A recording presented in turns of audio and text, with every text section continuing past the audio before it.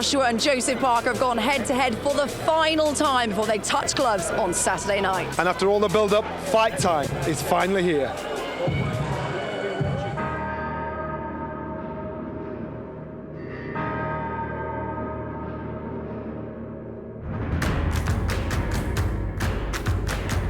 I could have been a stereotype, a young kid getting in trouble. It's meant to be.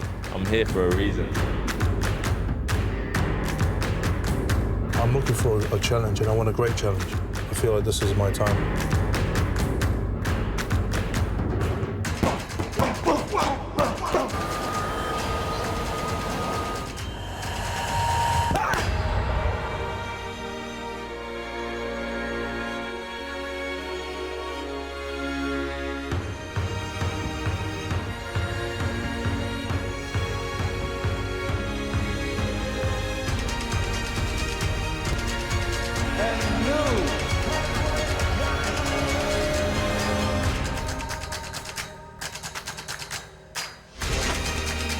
Two exciting, undefeated heavyweights. Joshua is an absolute monster of a man. Joshua, he does look ready. And it's a great fight for the fans. Words can't explain how excited we are. We're fighting in his backyard. I want to see how he deals with that kind of pressure. Somebody's O has got to go.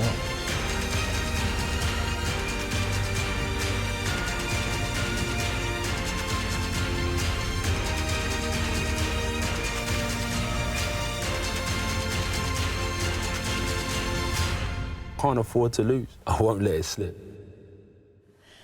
Hello, welcome to JD Ringside. Johnny, what an atmosphere at the weigh-in. You know what, it's incredible to see how many people turn up, and I imagine most of them have got tickets for the Principality Stadium on Saturday night, so it should be a good one. Easy for you to say, lucky that. Look, he's joined us, Carl Froch. Good to see you, Carl. Cardiff, fair to say, isn't it? It's been well and truly taken over by Joshua Parker Fight Fever. It really does feel like quite the event, doesn't it? It does. It's an amazing event. When he boxed Carlos Takam here in Cardiff, it was very similar, so Joshua was used to it. I'm not so sure Joseph Parker enjoyed the booze as much, but the weigh-ins really are an event. They certainly are. It had that kind of feel, Johnny, of the Mayweather-McGregor, didn't it, weigh-in? It did. It a was party atmosphere. It was a show. It was a show. They had the hackers on, they had a brass band on, nice music playing.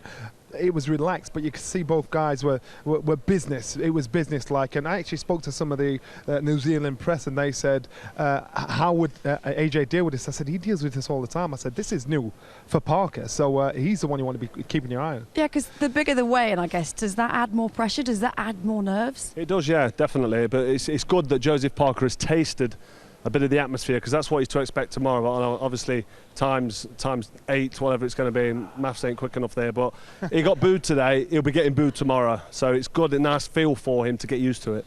You're not employed for your maths, Carl. It's a good job. All right, Andy Scott caught up with both camps after the weigh-in. Well, over 4,000 fans packed into the Motorpoint Arena as both champions received a very different type of welcome. Parker received a haka of support from New Zealand and a Samoan sivatau from Samoa, performed by London Samoan and Maori cultural groups. While AJ was played into the familiar tune of Seven Nation Army, performed by the London Fanfare Trumpets. After another lengthy head-to-head, both teams again declared their confidence. He's trained very hard. He's in good shape, I'm in good shape, so there's not much of a weight difference, which is it's good. You know, we're both going to be, I think, fast for tomorrow night, and we're both going to move well, throw some big bombs. You seem so relaxed. Are there any nerves at all, any butterflies? I could be like, no nerves, no butterflies, but of course there is. You know, look at the support. People are screaming and shouting, and that's the wave, that's the energy. So yeah, it puts tingles down your back, but if you ride the wave for a positive reason, you'll always come out on top. I saw confidence, you know. He's trained, he's a good champion. I saw confidence, so I'm expecting a really good fight. Last one is about your weight. Is that a better weight? Is that a better weight for you today? Do you think, not that last time was a bad weight for you, but do you think 17.4 is a better weight? I'll say so. Not that I wouldn't say it's a perfect weight, but for Joseph Parker, it's a good weight. For who I'm fighting, Saturday night, it's a good weight. A lively, nimble, quick opponent. So I'm going to match that with not only boxing skill, but nimbleness and speed as well. So it's a perfect weight for the type of opponent I'm facing. I'm ready for anything. I'm here for a good fight. I'm here for war. You're going to have to give me everything to beat me. I'll promise you I'll do the job tomorrow. I promise it. So, guys, both fighters, fair to say, they looked good, didn't they? Joshua came in 17-4 compared to his career heaviest last time out against Takam, 18 stone 2. And, of course, Joseph Parker, 16-12 for him. He's normally around 17-5, so lighter for him as well. Yeah, lighter than usual. A little bit fleshy round the stomach. Big guys, they're not always ripped. AJ is a fine specimen of an athlete. He looks aesthetically so pleasing, and he always does. But you pointed out there the weight, 17 stone 4, that's light. So maybe he's got one eye on going the distance. The championships rounds 9 through to 12, he still wants his energy. Can you read too much into it, Carl? It wasn't so long back that you were at the centre of all this when you're fighting George Groves. Everyone watching every move, talking about your weight. What's he going to come in as? How much can you read into it? Well, people look at who looked away first when they're eyeballing each other. I don't think that's a big factor. Sometimes you can see the nerves if the leg's shaking, and as an opponent, looking down at your opponent. But for me, I used to like to try and get something off my chest or say something, look in my opponent's eyes, tell them what I'm going to do to them, and see if I can get a reaction. And I used to get that quite often, and that used to make me feel good about myself, whether or not that's just bigging my chest up or giving me an ego boost and confidence before the fight. But these two guys were very quiet. They didn't speak to each other. They was very respectful, as they have been on the whole build-up. But they now know in their head it's fight time, because tomorrow morning when they wake up, they've got to fight. There was that presidential tap, shake the hand and hand on the back like that. So he's just trying to say, look, you're in my town here. Oh, absolutely. Right, well, it's fair to say both fighters look in peak physical condition, don't they? But what about their tactics? Well, Matt Macklin and Dave Caldwell are on hand to break it all down for us. Everybody knows that Anthony Joshua can punch. Is he a one-punch knockout merchant? Probably not. But it's his boxing skills and his timing. I think he's got really good timing, and it's them that get rid of the fighters. And then when he gets somebody hurt, he sniffs a bit of blood, and that's when he gets in that range, and that's when he's ripping his shots. Well, that reputation for durability is well deserved, but how much longer can this go on? And it's stopped, it's over. Now he's dipping his knees and he's firing. He'll be coming back with that uppercut, with the left hooks, with the right hands, in a more than a rhythmic. Well, I think Anthony Joshua has shown in fights. The shot with Klitschko, he throws a tremendous right uppercut. Yeah. It's a hard shot there from Anthony Joshua, and Vladimir Klitschko took it. In the Hughie Fury fight, there were several times where Joseph Parker was falling in, and if he falls in, and he gets hit caught by Anthony Joshua can sit back and throw the uppercut. That's where Joshua, now he's looser on his feet, and he drops back. That's where he can come back with that right uppercut. That right hand uppercut, bang! We all know Parker likes to let his hands go. He likes to throw in combinations. That was better. Good response. Terrific combination from Parker. Listen to the reaction. Again, from a Parker point of view, you look at one of AJ's weaknesses is his stamina, is his work rate as the fight goes on. It's probably the one area where you'd really give Parker the upper hand, isn't it? Yeah. So if you're moving around, and Anthony Joshua's having to follow him around the ring in order to get into range, and as you're moving around, Parker, we've seen him working, just sticking that jab and moving. And then when he lets go with his clusters, he likes to throw the jab and the right hand to the body. Joe's going to work his way in there and try to get to that body. And there is plenty of body to hit, and I expect that to be a big part of Parker's repertoire. If you can keep picking little shots like that on Anthony Joshua as the fight goes on, then AJ is going to tire. Go on then, prediction. I'm going with Anthony Joshua and a mid-round stoppage, but I think it'll be a great fight. Well, I too think it'd be a great fight. I don't want to cup here, but I also believe that Anthony Joshua wins this fight in the mid-rounds in a good fight. Carl, how hard is it to implement a game plan under such immense pressure?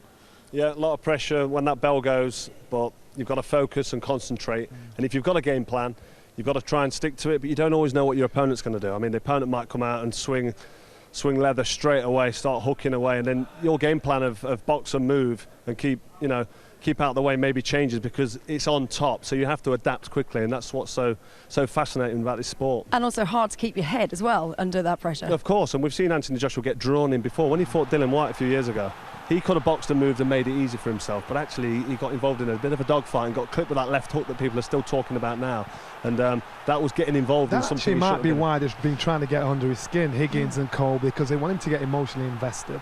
Most fighters, when it comes to that kind of pressure, that's what they've got to hold hold on to. That's their only security until the first bell goes. And then you kind of switch it up a little bit, and then you adjust to what's in front of you. So what tactics do you expect Parker to employ on Saturday? I expect Parker to know that AJ is dangerous early on. I think he'll be on his toes, moving around the ring, just taking a sting off AJ by not getting engaged until we get to probably 4 or 5 rounds, hoping he gets a little flat. Obviously, looking at the Takam fight, he's thinking this guy gets heavy, gets slow, gets flat-footed. I think that's what they're looking at.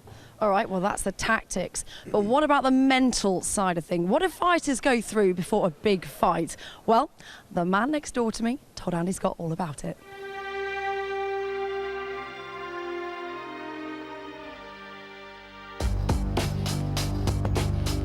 You're in the dressing room, you can hear the crowd, and I mean, it's no matter what you say or no matter what you do, nothing prepares you for anything like that. So Anthony Joshua has been there before, so he knows what to expect. It's still daunting. So for Joseph Parker, when he sat in the dressing room, when he can hear this, all of a sudden the pressure's going to be on. You can't ignore it no matter what your game plan is, no matter how many voices are in your ear to say, listen, this is your plan. It's intimidating. But some guys rise or fall from when they get out there. And Anthony Joshua's proved he rises when he gets out there. We don't know about Joseph Parker, so we'll see when he walks into the arena. What about you, though? Were you a nervous character at this point? I was a nervous character. I had like certain superstitious things I did. I wanted to be the last person out of the dressing room. I folded all my clothes in a certain way. I was pretty nervous, but once I got a hold of those nerves, which I used to mistake for fear, realised it was nerves then it was fun. You ran with fear, and to me it was enjoyable when I got that buzz. Certain fighters, certain people misunderstand nerves for fear, but nerves are good. So when you're in that situation, when you feel that gut feeling, when you feel that calm or whatever it is you get in the dressing room, the work has been done. It's all up there from that point onwards. What was your dressing room like? We've seen in the past some people who like it very quiet, nobody else around. Golovkin at the O2, he just sat there like a robot. Yeah. Tommy Coyle we did at Hull Arena, it was like a disco. What was your dressing room like? You know what, fortunately I was in 2 eras. So one time I was in the era of Harold Bomber Graham. He got the dressing room to be quiet. He was sat there like a scared mouse. But that didn't actually suit me. Then the atmosphere at the gym was music, it was loud, it was banter, all the lads laughing and joking. That's what I felt comfortable with. You saw Prince Nassim Hamid do it, you saw Ryan Rose did it. That's what we did. And just finally, you've been retired a long time now. Some people talk about a fire that burns within with a fighter, it only dims, it never goes out. Do you miss it when you put yourself in this situation? Listen, I see this, I love that buzz, I love that kamikaze feeling. And it's something you could never get rid of. It's something that's addictable. And that's why most fighters, they want to come back for this atmosphere, for this, there's nothing that matches it. No job, no college degree, no course will prepare you for anything like this. But it's the greatest feeling in the world. Brilliant. Well, 80,000 people, we're just above Anthony Joshua and Joseph Parker, and we can't wait for it. Carl, we know you're not a shrinking violet. You were a confident fighter, but that hasn't always been the case, has it? No, not at all. I mean, it took time. As an amateur especially, I was very nervous. When I got picked to box for England, I had that England vest on.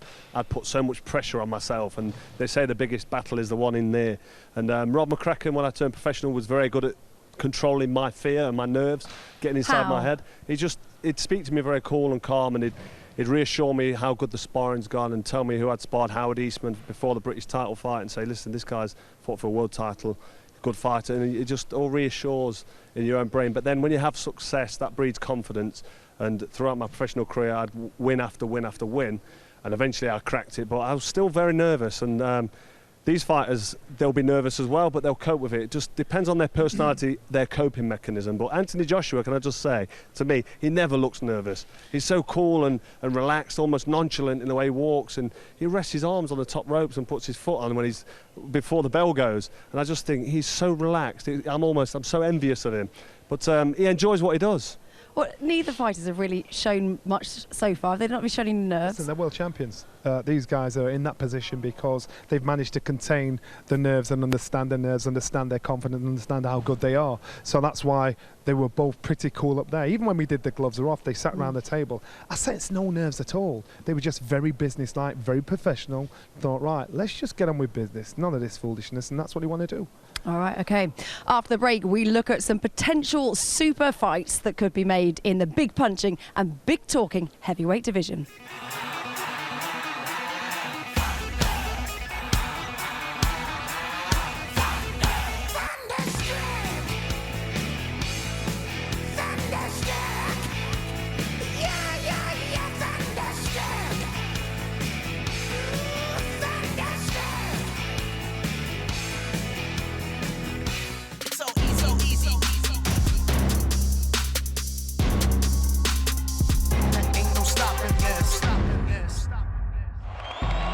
y'all want to see one champion, one face, one name?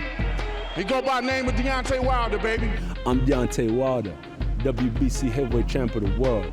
You know, we packing that Alabama power. Listen, mate. Make the date. Don't wait. Don't wait. All you got to do is set the date, mate. King chase kings. I want Joshua. No more ducking, no more dodging, no more excuses. Let's make the fight happen. Let's see who's the best. I know I'm the best. Are you up for the test? Joshua, I know I'm the best. Are you up for the test? You know, I'm ready to knock it. Bomb Squad! Bomb Squad! AJ, a man of many talents, Johnny. Yes, many talents, many potential opponents, but how does this heavyweight puzzle piece together? Well, it's a wonderful time for heavyweight boxing, the glamorous division. Eddie Hearn, dare we say it, it's a halcyon period.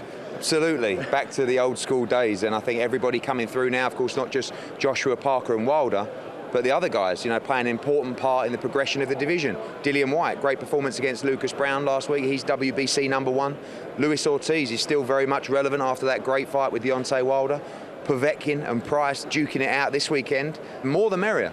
We can't wait, of course, for Joshua and Parker, but what happens next? What if? The ifs, buts and maybes. Joshua comes through, what's the plan? Honestly, because of this fight and because of what's at stake, we're planning, but we're not planning, if that makes sense. And I think the dust will clear on Saturday night. Once we're done at about 11:30 at night, we'll start thinking about the next plans. Of course, the world will want to see the undisputed fight against Deontay Wilder. In an ideal world, I'd like Deontay to jump in with Dillian in June while AJ's resting and then make the fight for next year. I'm happy to look at a 2-fight deal on that as well. So it's just great times. And let's not forget Tony Bellew and David Haye rumble again on May the 5th. Yeah, and I mean, look, David Haye, Tony Bellew's future in the heavyweight division, who knows? But David Haye is still talking about beating Tony Bellew and catapulting himself into contention. Of course, Tyson Fury will be back some point this year as well. So great times, loads of characters, loads of great fighters, and you just get the sense that the glory days of the heavyweights from the 80s and 90s might just be returning. We cannot wait.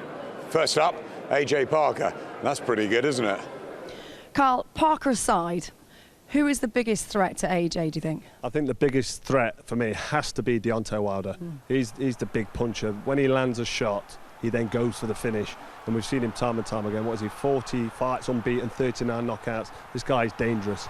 It'd be easy to mention somebody like, I don't know, Tyson Fury, but unfortunately, he's not boxed for 3 years, so we don't know what he's got left or what kind of threat he'd present. What about a man we saw last weekend, Dillian Whyte, an emphatic performance from him against Lucas Brown? You know what, it was that defining fight he needed outside the AJ fight to say, look, recognise me, put me in that mix, I can be there. And I know Deontay hasn't got a problem fighting him, but remember this Luis Ortiz out there, that he's in the new Who Needs Him club, and so therefore you could put Dillian Whyte in with him, but you could put Anthony Joshua in with as well. But I think Anthony wants every fight to mean something, get something out of it, but there are a lot of risks out there, there are a lot of potholes, so he needs to be smart about who he fights and when he fights them. There's also a big queue of people wanting to fight AJ. Unfortunately, that's the responsibility of being a champion, and so you've got to deal with everybody at hand. Well, it's certainly going to be quite the event, isn't it, tomorrow night? There will be a whole host of celebrities at ringside. Leanne Johnson-Arneson caught up with one famous face.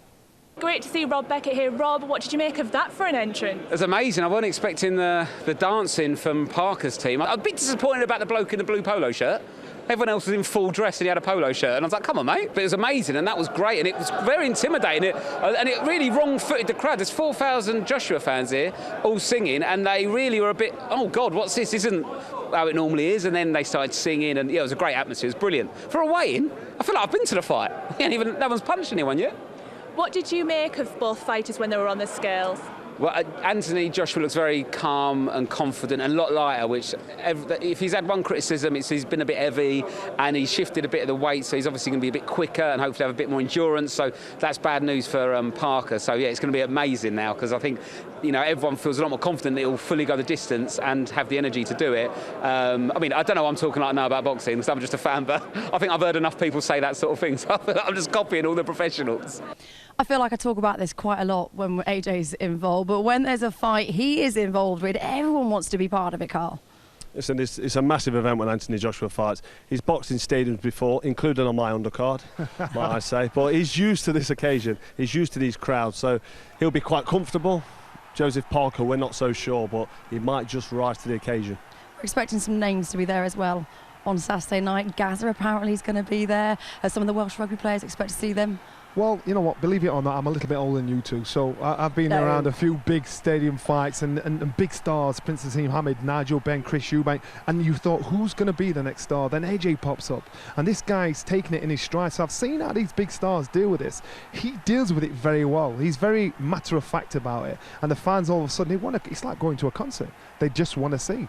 Do you think the fact that AJ's been here before 6 months ago, he's experienced the stadium, he knows what it's like, 80,000 people, he's also been at Wembley, 90,000 people, will that help? I think this is a massive advantage for Anthony Joshua, because he knows what it felt like when he walked in against Klitschko. He knows what it was like the last time he was here. He knows what his nerves are going like. It's usually fight or flight for a lot of fighters. He can deal with it. I think it helps, but it could add to the pressure, because do you he's know expected. About this, 80,000.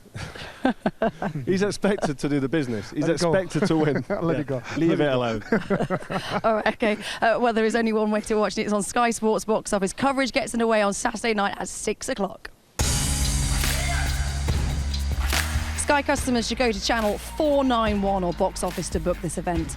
For more information on all the ways to watch, go to skysports.com/Joshua.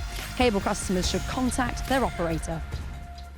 So it is finally here, those beautiful, precious world title belts all up for grabs on Saturday night. Plus the fans singing, screaming and shouting. It's going to be deafening. Certainly is. See you Saturday.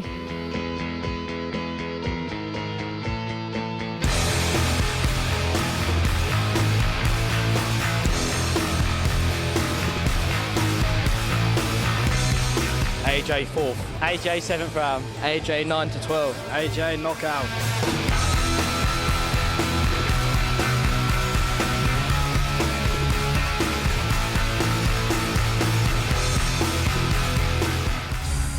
Sky Sports. Feel it all.